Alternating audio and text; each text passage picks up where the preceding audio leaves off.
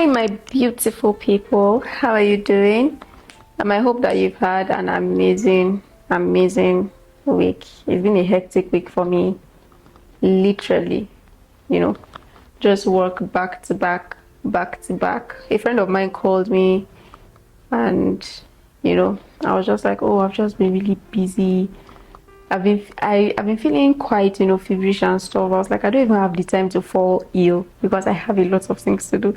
And he was like, wow, look at that. Just a couple months ago you were so I'm not feeling well, this and that. But right now you're like, I have to be a hard guy. I'm like, it's the times and seasons, so times and seasons have changed. You can't afford to just be like a desk about stuff, just sitting around and just taking life as it is. You have to give it back the way it's given to you. But honestly, I just really thank God for strength. I really thank God for growth, and for vitality. It's very necessary. And I hope that you've, been able to tick off some major things off your list. It's not the easiest thing in this economy that we're living in. If you're in Nigeria, you know what I'm talking about. I'm not saying that people outside have it any easier, but I don't know what it's like being outside. I know what it's like being here, right? And it's not easy, but God has been showing up and He has been showing out for us. And just how beautiful is that, right? That we have something to hold on to in the midst of all of this hula baloo. Is that the right word to use? I don't know. It just came to my head and I said it. But in the midst of all the hustle and bustle of the country, we still have something to hold on to. We can still smile. We can still show love. That's a huge thing. That's a very huge thing. That's a testimony that we're here, that we can afford the things that we have and all of that, right? So welcome back to In the Rough with Miyaki. Thank you for listening to my previous episode, for the love on the episode, for sharing, for talking about it, for your questions, for your comments. I'm really grateful. Thank you, my G's. So yes, I've just been thinking about something that I spoke about. I've been running the episode for a while, and there was an episode I had with a friend. She was a guest on the show, Queen. I don't know how many of you can remember that episode, and it was about waiting on God, right? About waiting in the wilderness. And we spoke about how, the wilderness was a dry place and all of that, the children of Israel, blah, blah, blah. And sometime last year, my pastor said something very profound. He said that a lot of us are focusing on how the wilderness was a dry place and how the children of Israel suffered in the wilderness and all of that. But we're not talking about how the wilderness was a place of miracles. And wow, that hits me. The wilderness was actually a place of mighty miracles. The Israelites saw the most miracles in the wilderness, right? They saw miracles in Egypt, but that was when God was going to deliver them. The miracles they saw was God sending deliverance to them, and these things affected them, right? The effects of the miracles in Egypt, it affected them, but it didn't affect them directly. It wasn't for them. It was more of like punishment to the Egyptians for them to let the Israelites go. But when they went to the wilderness, food fell from heaven. The Red Sea separated in two, and it stood side by side like two walls for them to walk on dry land. What else? Them looking on the serpent and getting healed. What else? The Spirit of God being with them as a cloud during the day and as fire during the night, and all of those stuff. It was from the wilderness that they marched around Jericho and they overtook the city. What? And it made so much, I don't want to say it made so much sense to me at the time, because I had to take a while to sit down and really think about that statement, And I realized that when God calls you to a season of dryness and cold, when God has called you to a place of quiet and He has called you to a place that seems like the wilderness, it's not to punish you, it's to grow you, it's to change you, it's to prune you. And that process is a miracle, because when you come out of that season, when you come out of that wilderness, you're coming out as a new person, as a different person, as a very much improved version of yourself. The wilderness was a place of miracles. That was where they saw God more, And of course, there are two sides to it. And it's very easy to see the dry side of it, to see the parts where the Israelites grumbled a lot, they complained, the parts where they didn't really have food and everything, and where they had to wait on God and all of that. And yeah, that is a lesson in itself. But today, I don't want to look at that, should I say, bad part of it. It's not really a bad part, but I don't want to look at that bad part of it. I want to look at the fruitful side of being in the wilderness. Because I compared it and I realized that the seasons where it seemed that God was silent, God was not really silent. I was seeing the hand of God moving in areas of my life that I needed a move in. But there was no way God was going to be able to do that when there was so much noise, where I was in a place of, many voices, a lot of things happening that was not going to allow me, or that were not going to allow me concentrate on what God was trying to do in my life, right? So He intentionally calls me into this, I don't want to say place of isolation, but He intentionally calls me into this place of waiting, where it seems like it's like nothing is working, It's like nothing is working. God, why are you silent? But He intentionally calls you there so that your mind can be alert enough that when the littlest of things happen, you will realize it. That when the littlest of miracle happens, you realize it. When the littlest of change happens, you realize it. Because when you're in the wilderness, you're very alert, right? So when you've entered that season of dryness, your mind is, shall I say, like ready, right? You're already questioning God, where are you? So you're looking for God. You want to hear from God. You're constantly talking to God. You're constantly looking for God. So every little thing that happens, you pick up on it. Every little thing that happens, you pick up on it. But then when you're in a place where it's like, oh, everything is working for you and you're relaxed and you're quiet and there's so much going on, there's enough food, enough water, enough wine, enough meat, enough, should I say, progress and all of that. It's almost as if these things are just, regular stuff, But also at the same time, it's very important if you understand what the role of the wilderness is in your life as a believer.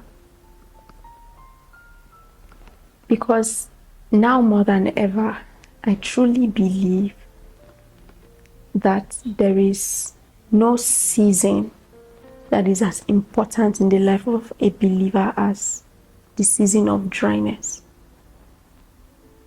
That season where it's like nothing is moving, that is the most important season. That is when God is doing the most. Now, I'm not saying that God did not do other things throughout the Bible. We've seen the hand of God in the Bible back to back. But if you're going to go back and read that journey from Egypt to the promised land over the countless number of years, you will see the mighty hand of God, the heavy hand of God. And even though the Israelites did not really realize it, and isn't it funny that we sit here all the time and talk about how the Israelites did not recognize what God was doing for them and how He was leading them to a place of safety and of warmth and of honey and milk? But we're doing the same thing. Not because we're in literal wilderness, like we're in the wilderness, no. But when you go into that season of quiet, of dryness, of when it seems like nothing is going, or when it seems like God is not saying anything, have you gauged how you react? Have you sit back to think about how you react? How many of us truly enjoy that season? How many of us truly sit back and say, God, thank you for this season. I really appreciate the fact that you've called me out into this season and you want to do big and great things in my life. And so I'm just going to stay here and I'm just going to wait for you. And I'm just going to wait to see what it is that you want to do in my life. Not a lot of us react that way. Not a lot of us are happy during the waiting season. But the waiting season should be a time of happiness because the wilderness was a place of miracles. Even in the midst of the dryness, God was not quiet. God kept showing up and showing out for the children of Israel. Even during the times when they called him names and they said, is it not better we go back to Egypt? You brought us out here to suffer. And, they even made a golden calf because they said, oh, there was no God. God had forsaken them. So they needed a physical God to worship. Even when they did all of that, God kept showing up and showing out, turning a bitter water into something so sweet with just a stick, making water come out of a rock. And the greatest of it all, that magnificent work on dry land in between the two mighty walls of the Red Sea. I saw something on Twitter a while back, quick story. And someone was asking that if you had the opportunity to watch an event in the Bible, like watch it in like 3D, which events will you choose? And I thought about how I would love to see how the Red Sea separated and how the children of Israel walked through it. God, it is so epic. Like whenever I think about it, that is a very epic story. But let's not deviate back to it. How many of us truly honor God during our season of waiting? How many of us truly reverence Him during that period? How many of us truly appreciate and worship Him for what He's doing during that season? Is it because we do not understand what that season represents? And I believe that is it, because we do not really understand what the wilderness season represents in our lives, and so we don't appreciate it as much as we should. But the moment I realized that the major events in my life as a believer, the major events that will shift me from, step 1 to step 10 will only happen during that waiting season, I began to see it differently. I began to honor God more for those seasons. Right now, you may have those seasons more often than you think, more often than you will want to, because honestly, it's not a comfortable feeling. You will cry, you will question, you will look for God, and it's almost as if He's not there.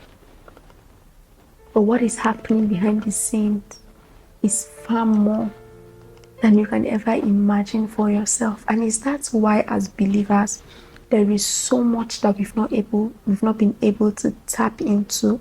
there's so much potential, there's so much that God wants to give us that we've not been able to receive because we've really not understood the ministry of the dry season in our lives.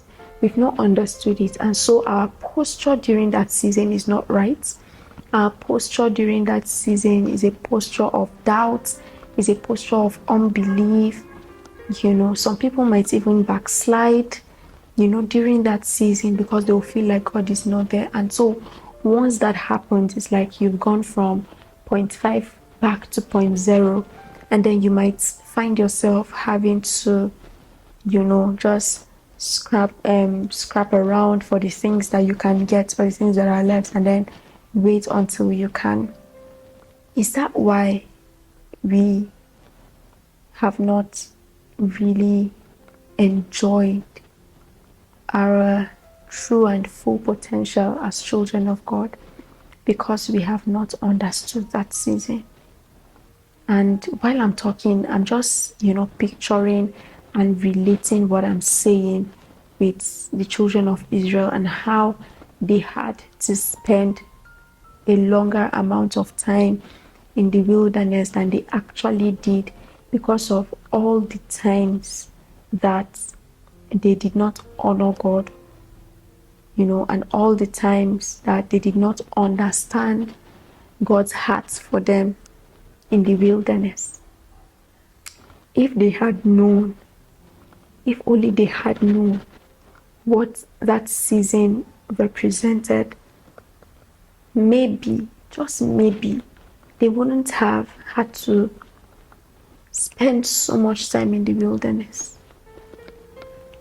And even through all of that, God was still so faithful. Because for 40 years in the wilderness, their clothes did not wear out. Neither did their shoes wear out. It was as if their clothes were growing with them as they were growing. God did everything to keep them. God did everything to make sure that they were sorted, that they were kept, that they were okay. And that just shows the Father heart of God. That just shows how loving God is. But let's honor God in every season of our lives, especially in the season where it looks like God is not saying anything, because that is when He is actually working the most. All He needs from you is honor and trust and patience and worship, because He is preparing something really big, bigger than you can imagine. The Promised Land was such a big place for the children of Israel. It was so big. Imagine that it took them 40 years to prepare to enter the Promised Land. Because God is not going to let you enter the Promised Land, enter into His promise for you if you're not ready for it, if you're not fully ready for it. God is more interested in building you than He is interested in giving you. He's more interested in pruning you. He's more interested in growing you, in building you, than He is interested in giving you anything. So that you're not receiving something, or you're not seeing yourself in the promises of God, or in the promise that God has given you. You're not seeing yourself walking in it. It's because you're not ready yet. And it's because you need to sit, through every season that God is taking you through, and just worship God through it all, and just reverence Him and honor Him for it, because God sure knows what He's doing.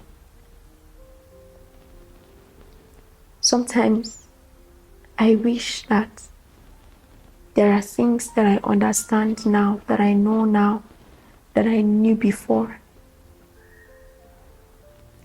I wish that there were things that I know now and that I understand now that I knew like 2-3 years ago. My life would have been so much better. The things that I am walking into now, I would have walked into them a long time ago. But God is more interested in growing you and building you than He is in giving you. So it may take you 10 years, it may take you 15 years, but God will wait. And through every of your doubts and through every time when you have to fall, He's going to wait for you to get back up. And He's going to hold your hand through that wilderness again. You have to go through that process of growth, that process of development and maturity to be able to handle the amount of milk and honey that is in the promised land. If not, you're going to mess it up. And I'm just remembering how those 10 spies almost messed it up. Thank God for Joshua and Caleb that said we're able to go. So imagine if all of those people, if all the 12 spies had the same mindset towards going to take the city of Jericho, which was an important step into them moving forward. They would have remained where they were for another, only God knows how many years. So it takes a level of maturity, it takes a level of growth and development to be able to see what God is saying and to be able to understand the language that God is speaking. But the wilderness was indeed a place of miracles. God did not leave the children of Israel alone. Most times when we talk about the wilderness, we talk about it as if God just leaves us alone, as if He's intentionally, quiet, but He's not quiet. He hasn't abandoned us. We talk as if God has abandoned us or God has left us, but He hasn't. He hasn't left us. He hasn't abandoned us. The wilderness was a place of miracles. And if you search and if you look back at all the seasons, all those dry seasons that you've had, all those waiting seasons that you've had, you will see that God was actually really present, healing your body, healing your mind, healing your situation, healing your heart, healing you, growing you, providing for you, and taking you to a place of double honor and of bountiful harvest. It may not have looked like it then, but that is what it is, because there is no way you will be where you are right now, handling the amount of things you're handling, if God was not there in the wilderness, pouring strength into you, into your body, into your mind, and taking you to where you were supposed to be. And it's a gradual process. Before the children of Israel went to the promised land, they had to fight battles.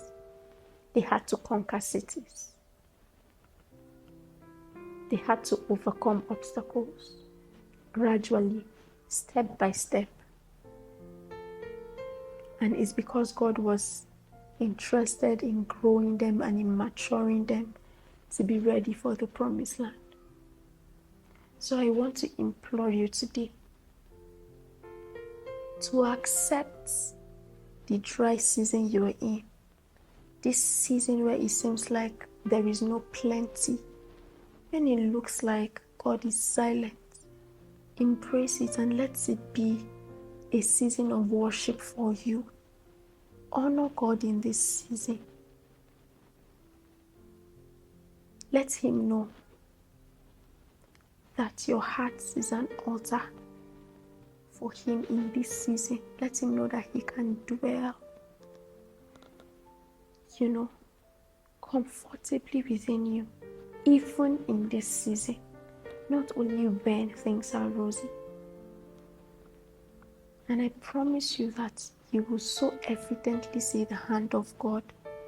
You will so understand God's heart and God's hand for you in this season. Me, ever since I'd accepted, or ever since I heard my pastor say this about the wilderness, how it was a place of miracles, my mindset changed, and I've really seen how that has improved my walk with God. So I just want you to meditate on these words, and I want you to ask God to make your heart easy and fertile enough to let these words grow in it, and ask God to make your heart soft enough so you can be a worshiper, a true worshiper in every season, that you can so easily see how good the heart of God is towards you. So when the enemy is coming with his schemes and his manipulations to make it look like God is trying to punish you, that the love of God or the revelation of God's love in your heart will be so much more beyond what the enemy is trying to plant in your heart. And I promise you that with this mindset, your walk with God is going to take a different shape. It's going to take a different form. You're going to see the hand of God. You will. You will. So yes, my brothers and sisters, that's all I have to say to you today. And I hope that these words made enough sense to you. Thank you for listening again. I hope to see you soon. Bye.